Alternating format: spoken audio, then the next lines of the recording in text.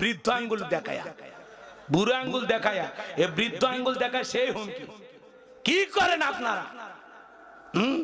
আমি ব্যারিস্টার রুমিন ফারহানা। এই মোবাইল যাদের আছে, আপনারা একটা ভিডিও দেখছেন না গতকালকে? রুমিন ফারহানা নাম শুনছেন? ব্যারিস্টার রুমিন ফারহানা। হাই রে ভাই, যে হুমকি দিছে, কারে হুমকি দিছে? হ্যাঁ, ম্যাজিস্ট্রেট কি যে হুমকি দিছে, বাপ রে বাপ। বৃদ্ধ আঙ্গুল দেখায়া, বুড়ো আঙ্গুল দেখায়া, এ বৃদ্ধ আঙ্গুল দেখায় সেই হুমকি। কি করেন আপনারা? আমি ব্যারিস্টার রুমিন ফারহানা। আমি যদি না বলি এখান থেকে যেতে পারবেন না স্যার। আমি না বললে আপনি যেতেও পারবেন না। Bangla cinema fail. কথা কন না কেন? মনে হচ্ছে এটা সিনেমার শুটিং, কোন একটা অভিনয় চলতেছে। বাপ রে বাপ, এই নারীর যে পাওয়ার গো, এ কথা কন না কে আপনারা? মহিলা মানুষ যে এত সাহসী, ওনাকে না দেখলে আমি বুঝতাম না। হ্যাঁ, ম্যাজিস্ট্রেটকে বৃদ্ধ আঙ্গুলি দেখাচ্ছে আর কয় আপনারা কি করেন? সবাই বুড়ো আঙ্গুল দেখাচ্ছে, আপনাকে বৃদ্ধ আঙ্গুল দেখা। আপনি কি করেন? আপনি আমার এখানে আসছেন, আজকে আমি স্যার মেনে নিলাম, নেক্সট টাইম আর মানবো না। আওয়ামী লীগের সময় যারা দালালি করছে, আপনারা তাদের পক্ষে কাজ করেন, সে সময় আমি ভয় করিনি। আমি রুমিন ফারহানা, আমি একাই যথেষ্ট। যে মোশানার ভাব ভাই, ভিডিও দেখে আপনি পাগল হয়ে যাবেন। কি রাগি চিন্তা করে। কথা কন, রাগ করতেছেন? আইরে, প্রশাসনক টাইম দেয় না, ম্যাজিস্ট্রেটক টাইম দেয় না, বুড়ো আঙ্গুল দেখাচ্ছে সামনে। আজকে মেয়ের পাওয়ার দেখেন, ক্ষমতা যাওয়ার আগে এই পাওয়ার। এরা যদি ক্ষমতায় যায়, কি পাওয়ার দেখাবি চিন্তা করেন। হ্যাঁ, থানার ওসি ডিসি আর জেলার জজ ম্যাজিস্ট্রেট কাউকে গণবি না এরা। কথা বলে যারা মানুষ হয়, মানুষকে শ্রদ্ধা করে না, সম্মান দেখায় না, বৃদ্ধ আঙ্গুল দিয়ে লাফায়, এদেরকে আপনারা নেতা বানাবেন? এ কথা কন না কে? তাও হয়ে যাবি ভাই, এদেরই ভক্ত বেশি, তার উপর আবার মেয়ে মানুষ। কথা কয় না কে? রাগ করতেছেন মনে হয়। সোশ্যাল মিডিয়ায় ভিডিওটা ভাইরাল হয়ে গেছে। বাপ রে বাপ, এই মহিলার রাগারাগি চেহারা দেখা সবাই বলতেছে এটা মনে হয় সিনেমা হলের শুটিং, বাংলা সিনেমাকে হার মানাইছে। তো যাই হোক বাজান, আমি যে কথা বলতে চাচ্ছিলাম বাজান, গভীর মনোযোগ দিয়ে কথাগুলো শুনে যাবেন। এই মোবাইলের কারণে আপনি যা যা ঘটতেছে সব দেখতে পাচ্ছেন। ভালো খবরও আছে, খারাপ খবরও আছে। এই মোবাইলের মধ্যে গান বাজনাও আছে, আবার ভালো ভালো কাজও করা যায়। কথা বলেন, গেমস এগুলো সফটওয়্যার ডাউনলোড দেওয়া যায়, আবার হাদিস কোরআনও ডাউনলোড দেওয়া যায়। কথা বলেন ঠিক না? একই জিনিস বাজান, রিমোটটা আপনার হাতে, টেলিভিশনে কি দেখবেন এটা আপনার ইচ্ছা। কথা বোঝেন নাই? মোবাইলটা আপনার হাতে, আপনি এই মোবাইলটা ঘাটাঘাটি করে কি দেখবেন এটা আপনার ইচ্ছা। আপনার দেখার উপরে নির্ভর করবে সওয়াব আর গুনাহ। কথা বলেন ঠিক কি না? তাহলে যুবকের দল 4 নাম্বার গুনাহ বলি, ওয়াল্লাযীনা হুম লিফুরুজিহিম হাফিজুন। নিজের যৌবনটাকে সংযত রাখা, নিজের যৌবনটাকে কন্ট্রোল করা। তাহলে যৌবন কালে বেশি বেশি ইবাদত করতে হবে কার? হে যুবক, রাত 2টায় কার জানালায় গিয়ে গল্প করলি? পৃথিবীর সবার চোখকে ফাঁকি দিতে পারবা, আল্লাহর চোখকে ফাঁকি দেয়া যাবে? মুরব্বী চাচারা ভাবতেছেন ভাতিজা সব আজ যুবকদের হোক, আমাদের ওয়াজ নাই। চাচা, আপনারও বয়স ছিল 22 বছর 25 বছর। ওই যে আমবাগানের ওই সাইডে সেই দিনের ঘটনাটা মনে আছে? ওই যে সোয়েলা নৌকা চড়ে ওই যে সরের ভিতর। কথা কন না, আপনি সেই দিনের ঘটনাটা ভুলে গেছেন?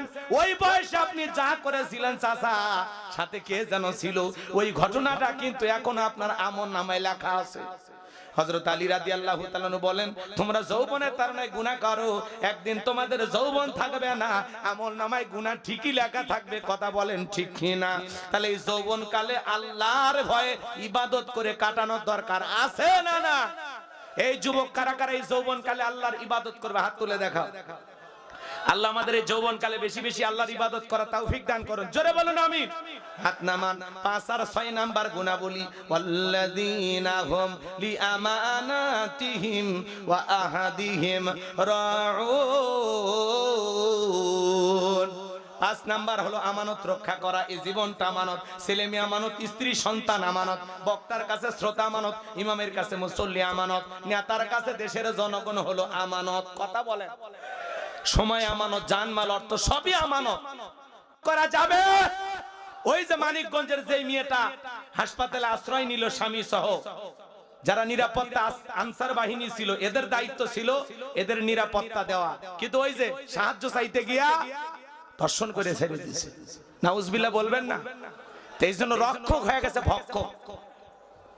এক মহিলা কয়েকদিন আগে কান দিল, আপনারা দেখছেন কিনা জানি না, থানায় গেছিল ধর্ষণের মামলা দিতে। পুলিশ বলতেছে ধর্ষণ কেমনে করছে, আগে আমি একটা চান্স নেই। নাউজুবিল্লাহ কোন। পরে ওই মহিলা এসে কান্নাকাটি করে বলতেছে, মা পুলিশের কাছে অভিযোগ দিতে গেছিলাম, পুলিশই আমার সাথে খারাপ কাজ করছে।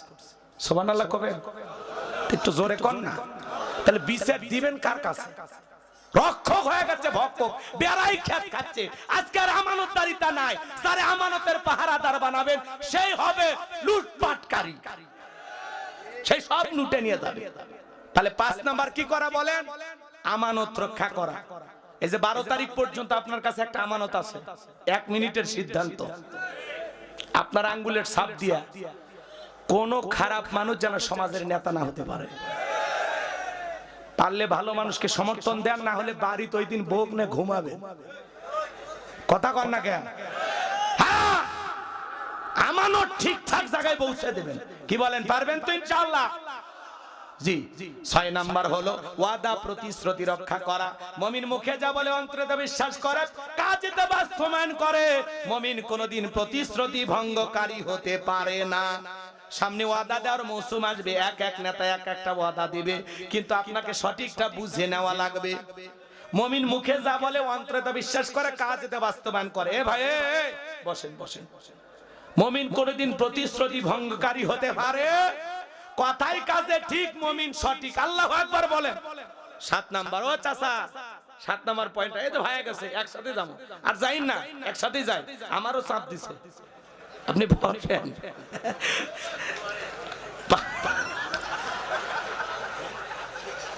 মানে রাত গভীর হলে হয় না, 10টায় যদি উঠাইতেন 12টায় শেষ হইতো, সবচেয়ে ভালো ছিল। এখন একটার কথা বলছেন, একটাই বেজে গেছে। আপনাদের কথাই তো আমল হচ্ছে। তারপরে কিছু ভাইরা যাবে, কষ্ট হচ্ছে না? দোকানদারি আছে, ব্যবসা বাণিজ্য আছে, চাকরি আছে, ভাই 1টা পর্যন্ত ওয়াজ শুনলে হবে, ফজরের নামাজ আছে না? এবার 7 নাম্বার দেখেন, আমার আল্লাহ বলেন ওয়াল্লাযীনা হুম আলা সালাওয়াতিহিম ইউহাফিজুন। 7 নাম্বার হলো যত্ন সহকারে সালাত আদায় করা। যে ব্যক্তি আসর পরে মাগরিব পর্যন্ত মসজিদে মন টাঙানো থাকে, মাগরিব পরে এশা পর্যন্ত মসজিদে মন টাঙানো থাকে, আল্লাহ 1 নাম্বার সালাত দিয়ে শুরু করলেন, 7 নাম্বার সালাত দিয়ে শেষ করলেন। তাহলে সালাতের গুরুত্ব কম না বেশি? শুধু একা নামাজ পড়লে হবে না, স্ত্রী ছেলে মেয়ে সন্তানদের নামাজি বানানোর দরকার আছে না নাই? পৃথিবীর সফল বাবা তারা ছেলের হাত ধরে মসজিদে নিয়ে যাবে, যারা ছোট ছোট বাচ্চাদেরকে মসজিদে নিয়ে যাওয়ার দরকার আছে না নাই? জোরে বলেন। পৃথিবীর সফল বাবা তারা ছেলের হাত ধরে মসজিদে নিয়ে যাবে, যারা ছেলেদেরকে মসজিদে নিয়ে যাবেন। শুনে, ছোট বাচ্চা মসজিদে গেলে অনেক মুরব্বি ধমক দেয়, চাচা সাবধান, ছোট বাচ্চা মসজিদে গেলে খবরদার, ধমক দেবেন না। কথা কয় না? আজকের শিশু আগামীর বাংলাদেশ। এই শিশুরা বিদায় করে দেবেন না, এরা নামাজি হবে, আপনি থাকবেন না, এই মসজিদে এরা নামাজ পড়বে।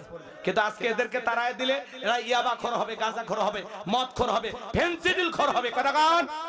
ছোট বাচ্চা মসজিদে গেলে ধমক দেওয়া যাবে না। মুরব্বি চাচা, আপনি পারলে আমার কথাটা আমল করেন। কি করবেন? ছোট বাচ্চা ওযুর পানি নষ্ট করে, ট্যাপ চালু করে পানি নষ্ট করে, কাতারে ফাঁক দিয়ে দৌড় মারে, লাফালাফি করুক, দাড়ি ধরে টান দেয়, টুপি ধরে টান দেয়, যাই নামাজ জড়ায়, আরে যা ইচ্ছে তাই করুক। ও 7-8 বছরের ছোট বাচ্চা লাফাবে না, আপনি 70 বছরের মুরব্বি লাভ দেবেন, আর আপনি লাভ দিয়ে পড়লে আপনার নাট স্ক্রু ঠিক থাকবে? আর জন্মই হয়েছে লাফানোর জন্য। কথা কন? অতএব ছোট বাচ্চা মসজিদে গেলে ধমক দেওয়া যাবে না। মসজিদে নববীতে আপনার আমার নবী খুতবা দেয়, হাসান আর হোসাইন 2 ভাই খালি দৌড়ায়। আল্লাহু আকবার কোন। নবী খুতবা বন্ধ করে 2 ভাইয়ের হাত ধরলেন, কাছে নিয়ে আসলেন, খুতবা দিলেন। সুবহানাল্লাহ কোন। কোন মুসল্লিও রাগ করে নাই, নবীজিও রাগ করেনি। আল্লাহু আকবার কোন। একদিন মাগরিবের নামাজ নবীজি পড়তেছেন, হোসাইন পিঠের উপরে বসে আছে, নামতে চায় না, অনেকটা সময় চলে যায়। নবী যখন হাত দিয়ে হোসাইনকে নামাইতে চায়, আল্লাহ ডেকে বলে, পয়গম্বর হোসাইনকে পিঠ থেকে নামাবেন না, যতক্ষণ মনে চায় ততক্ষণ আপনার পিঠে থাকবে, আপনার নামাজের কোনো ক্ষতি হবে না। আপনি যেরকম হোসাইনকে ভালোবাসেন, আমি আল্লাহ হোসাইনকে ভালোবাসি। ছোট বাচ্চা মসজিদে গেলে বলে দেন, ভাতিজা কোন ক্লাসে পড়ো? ক্লাস 3-তে। 10 টাকা দিব। আমি যেইভাবে ওযু করব যদি করতে পারো। এখনকার বাচ্চারা তো কম্পিউটার, জন্ম নিয়ে নাসা বিজ্ঞানী ফেল। কি মনে করেন বাচ্চাদের বুদ্ধি কম না বেশি? যুগের তালে সেই স্মার্ট। এটা 2026 সাল। এখনকার শিশুর আলা ভোলা নাই, 6 মাসের বাচ্চা মোবাইল সব টেপে। মা খুশি হয়ে বলে, ওগো জানো কি কয়, আমাদের বাচ্চা না মোবাইলের সব বোঝে, আমি বুঝি না, ও বোঝে না। বুঝবি তো, এরা ডিজিটাল মা। এই ডিজিটাল মায়েরা বাচ্চাদেরকে মোবাইল দিয়ে ঠান্ডা করে, ওরা ঠান্ডা করা শিখিনি। আমার আগেকার মা বোনেরা কি বাচ্চা ঠান্ডা করেনি? কান্নাকাটি করলে থামায়নি, কথা কর না কেন? বাঘের ভয় দেখাচ্ছে, ভাল্লুকের ভয় দেখাচ্ছে, ভূতের ভয় দেখাচ্ছে। আর এখনকার মহিলারা বাচ্চা কাঁদে, কাঁদে না কাঁদে না, এই যে বাবা দেখো এই যে মোটু কি সিঙ্গারা খাচ্ছে, আছে না না? কার্টুন থেকে বাচ্চা ঠান্ডা করে, কার্টুন থেকে বাচ্চা ভাত খিলায়, এরকম মহিলা আছে না না? এজন্য তো বাচ্চারা মোবাইল ছাড়া কিচ্ছু বোঝে না। আমাদের এলাকায় 11 বছরের একটা শিশু খালি মোবাইল কারে নিছে, গলা ধরি দিয়ে মরছে। হাই সাফা, খুব খারাপ লাগে, খুব খারাপ লাগে, কষ্ট হচ্ছে আপনাদের। এই মোবাইল থেকে যত দূরে রাখবেন বাচ্চাদের তত ভালো। আল্লাহ হেদায়েত দান করেন। তাহলে চাচা কি করবেন? 10 টাকা দিবেন, দিয়ে কি করবেন? যে ভাতিজা আমি যেভাবে ওযু করব, দেখবেন এখনকার বাচ্চারা যে জ্ঞান, আপনি যেইভাবে ওযু করবেন ও আপনারে ফটোকপি কইরা ওইভাবে ওযু করবে। কথা ঠিক? তাহলে ছোট বাচ্চা কি হলো, ওযু শিখে গেল, এইবার নামাজের রুকু সিজদা শিখেন, ওঠা বসা শিখেন। আপনি মরে গেলে এই ছেলেটায় আপনার জানাজায় যে কাঁদবে আর বলবে, এই চাচা আমারে ওযু শিখাইছে, নামাজ শিখাইছে। কথা কর ঠিক কিনা? একটা পরিবারের 6 জন সদস্য সবাই যদি নামাজ পড়ে, ভালো লাগে না খারাপ লাগে? আল্লাহ কি বলেন? ইয়া আইয়ুহাল্লাযীনা আমানু উ আনফুসাকুম ওয়া আহলিকুম নার। হে ঈমানদারগণ, নিজেরাও জাহান্নামের আগুন থেকে বাঁচো, তোমার আহল পরিবার পরিজন যারা আছে তাদেরকেও জাহান্নামের আগুন থেকে বাঁচানোর চেষ্টা করো। আপনি একাই মসজিদে যাচ্ছেন, চাচিকে ডাক দেন, চাচা ডাক দেন না, কথা কন।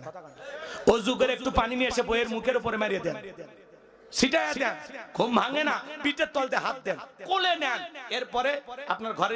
আসসালামু আলাইকুম প্রিয় ভাই ও বন্ধুরা, ভিডিওটা শুরু থেকে লাস্ট অবধি দেখার জন্য অনেক অনেক ধন্যবাদ।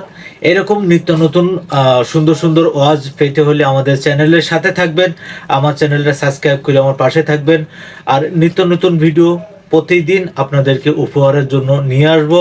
তা সবাই ভালো থাকেন, সুস্থ থাকেন, বিদায় নিচ্ছি। আল্লাহ হাফেজ, আসসালামু আলাইকুম।